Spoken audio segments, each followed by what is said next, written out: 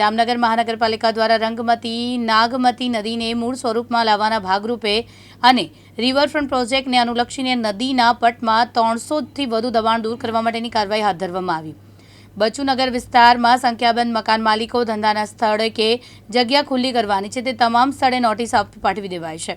દરમિયાન આજે મહાનગરપાલિકાના કમિશનર ડીએન મોદી ઉપરાંત કંટ્રોલિંગ જે અધિકારી મુકેશ વરવાણા અને એસએસ્ટ શાખાની ટીમ તેમજ સોલિડ વેસ્ટ શાખાની ટીમ વગેરે દ્વારા સ્થળ પર જઈને નિરીક્ષણ કરવામાં આવ્યું અને રંગમતી નાગમતી નદીના દબાણવાળા વિસ્તારને વહેલી તકે ખુલ્લો કરી દેવાની તાકીદ કરી। બચુનગર વિસ્તારના રહેવાસીઓને ઉપરોક્ત દબાણવાળી જગ્યા તાત્કાલિક અસરથી ખાલી કરી દેવા માટેની અંતિમ નોટિસ પાઠવી દેવાઈ અને સ્થાનિક રહેવાસીઓ દ્વારા પણ સમય માંગવામાં આવ્યો, જે તમામ પ્રકારની મુદત પૂરી થઈ ગઈ હોવાથી હવે આવતીકાલથી મેગા ડિમોલિશનની તૈયારી ચાલી રહી છે। આજ રોજ માનનીય કમિશનર સાહેબ સાથે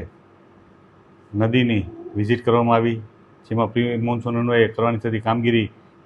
કમિશનરશ્રી દ્વારા જોવામાં આવી, જેમાં જે કોઈ દબાણ હટાવેલા છે એ દબાણની હાલે શું કાર્યવાહી ચાલુ છે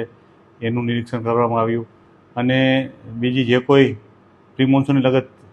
જરૂરિયાત લાગી તે બાબતે લગત અધિકારીઓને સૂચના આપવામાં આવી। આ ઉપરાંત જામનગર મહાનગરપાલિકાની માલિકીનો સર્વે નંબર 298 કે જેની અંદર બચુનગર પણ આવે છે, તેઓને જે નોટિસો આપવામાં આવેલી હતી તે વિસ્તારમાં વિઝિટ કરવામાં આવી અને નિરીક્ષણ કરવામાં આવ્યું કે કેટલી પ્રોપર્ટીઝ તેમાંથી નોટિસ અપાઈ ગઈ છે અને હાલે એની શું પરિસ્થિતિ છે તે બાબતની માન્ય કમિશનરશ્રી દ્વારા વિઝિટ કરવામાં આવી અને જેની સાથે અલગ અલગ અધિકારીઓની ટીમ પણ સાથે જોડાયેલી હતી। અનિલ ગોહિલ, દિવ્યાંગ ન્યૂઝ, જામનગર।